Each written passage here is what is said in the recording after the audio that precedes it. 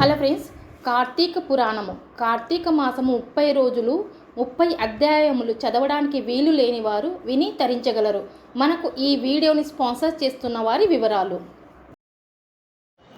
Hello friends, welcome to my video. Friends, మనకు ఈ వీడియోని స్పాన్సర్స్ చేస్తున్న వారు ఎస్బీఓ డిజిటల్ మార్కెటింగ్. వీరు అందరికీ పార్ట్ టైం జాబ్ని ఇస్తూ ఉన్నారు. డైలీ 200కు పైగా సంపాదించుకునే అవకాశం, అది కూడా మన యొక్క ఫ్రీ టైంలో. ఇకపోతే వర్క్ ఓన్లీ మన యొక్క సోషల్ మీడియాలో కంటెంట్ను షేర్ చేయడం మరియు பப்ளிஷ் చేయడం ద్వారా మనం ఇన్కమ్ని సంపాదించుకోవచ్చు.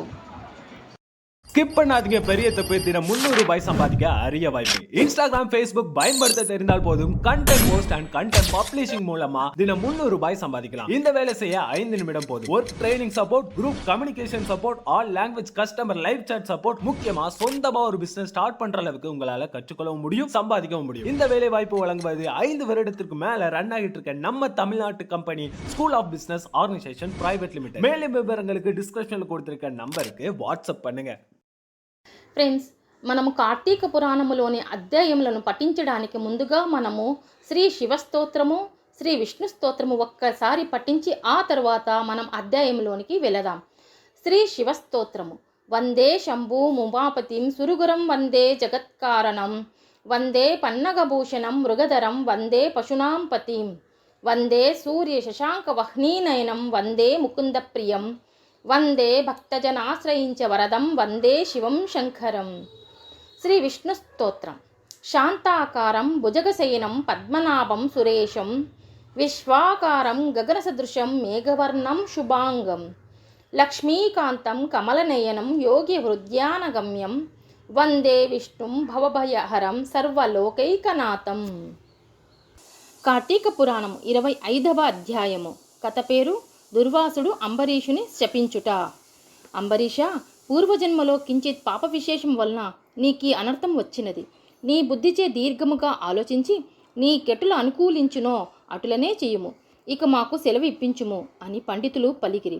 అంత అంబరీషుడు, ఓ పండితోత్తములారా, నా నిశ్చిత అభిప్రాయమును ఆలకించి వెడలుడు. ద్వాదశీ నిష్టను విడుచుట కన్నా విప్రశాపము అధికమైనది కాదు. జలపానము చేయుట వలన బ్రాహ్మణుని అవమానించుపరచుట కాదు, ద్వాదశిని విడుచుటయూ కాదు. అప్పుడు దుర్వాసుడు నన్నేల నిందింపడు. నా తొల్లి పుణ్యఫలము నశింపదు కాన జలపానమునరించి ఊరకుందును అని వారి ఎదుటనే జలపానం నొనరించెను. అంబరీషుడు జలపానం మొనరించిన మరుక్షణమే దుర్వాసుడు స్నాన జపాదులు పూర్తి చేసుకుని అక్కడికి వచ్చిన వెంటనే ఆ ముని మహారౌద్రాకారుడై కండ్ల వెంట నిప్పులు గ్రక్కుచూ, ఓరి మదహంధ, నన్ను భోజనానికి రమ్మని నేను రాకనే నీవేళ భుజించితివి. ఎంత దుర్మార్గము, ఎంత నిర్లక్ష్యము, ఎంతటి ధర్మ పరిత్యాగివి. అతిథికి అన్నం పెట్టెదనని ఆశ చూపి పెట్టకుండా తాను తినినవాడు మలభక్ష కడుగుడు. అట్టి అధముడు మరుజన్మలో పురుగై పుట్టును. నీవు భోజనమునకు బదులు జలపానము చేసితివి. అది భోజనముతో సమానమైనదే. నీవు అతిథిని విడిచి భుజించినావు కాన నీవు నమ్మక ద్రోహి వగుదువే గాని హరిభక్తుడెట్లు కాగలవు. శ్రీహరి బ్రాహ్మణ అవమానమును సహింపడు. మమ్మే అవమానించుట అనిన శ్రీహరిని అవమానించుటయే. నీ వంటి హరినిందాపరుడు మరి ఒక్కడు లేడు. నీవు మహాభక్తుడవని అతి గర్వము కలవాడవై ఉన్నావు. ఆ గర్వముతోనే నీవు నన్ను భోజనమునకు ఆహ్వానించి అవమానపరిచి నిర్లక్ష్యముగా జలపానమునరించితివి. అంబరీష, నీవెట్లు పవిత్ర రాజకుటుంబంలో పుట్టినావురా, నీ వంశము కలంకం కాలేదా అని కోపముతో నోటికి వచ్చినట్లు తిట్టెను. ముని కోపమునకు గడగడ వణుకుచూ ముకులిత హస్తములతో, మహానుభావ, నేను ధర్మహీనుడను. నా అజ్ఞానముచే నేనీ కార్యము చేసి తిని నన్ను రక్షింపుడు. బ్రాహ్మణులకు శాంతియే ప్రధానము. మీరు తపోధనులు, దయా దాక్షిణ్యములు కలవారు కాన నన్ను కాపాడుడని అతని పాదములపై పడెను. దయాశూన్యుడైన దుర్వాసుడు అంబరీషుని తలను తన ఎడమకాలితో తన్ని దోషికి శాపమియ్యకుండా ఉండరాదు.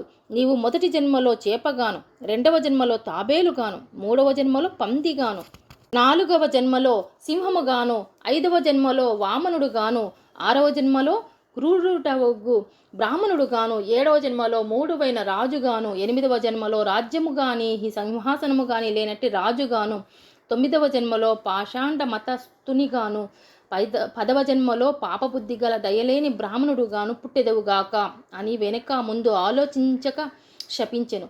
ఇంకనూ కోపం తగ్గకుండా ఉండడం వల్ల మరలా శపించుటకు ఉద్యుక్తుడగుచుండగా శ్రీ మహావిష్ణువు బ్రాహ్మణ శాపము వృధా కాకూడదని తన భక్తునికి ఏ అపాయము కలగకుండుటకు అంబరీషుని హృదయంలో ప్రవేశించి మునివర్య అటులనే మీ శాపమును అనుభవింతును అని ప్రాధేయపడెను. కానీ దుర్వాసుడు ఇంకనూ కోపం పెంచుకొని శపించబోగా శ్రీమన్నారాయణుడు తన సుదర్శన చక్రమును అడ్డుపెట్టెను. ఆ సుదర్శనము కోటి సూర్యప్రభలతో అగ్నిజ్వలలు క్రక్కుచూ దుర్వాసునిపై పడబోయెను. అంత దుర్వాసుడు ఆ చక్రము తనను మసిచేయునని తలంచి ప్రాణముపై ఆశ కలిగి అచటి నుండి బ్రతుకు జీవుడా అని పరుగుడెను. మహా తేజస్సుతో చక్రాయుధము దుర్వాసుని తరుముచుండెను. దుర్వాసుడు తనను కాపాడమని భూలోకమున ఉన్న మహామునులను దేవలోకమున కరిగి దేవేంద్రుని బ్రహ్మలోకానికి వెళ్ళి బ్రహ్మదేవుని కైలాసమునకు వెళ్ళి పరమేశ్వరుని ఎంత ప్రార్థించినను వారు సైతము చక్రాయుధము భారి నుండి దుర్వాసుని కాపాడలేకపోయిరి. ఇట్లు స్కాంద పురాణాంతర్గత వశిష్ఠ ప్రోక్త కార్తీక మహత్యమందలి 25వ అధ్యాయం 25వ రోజు పారాయణము సమాప్తము.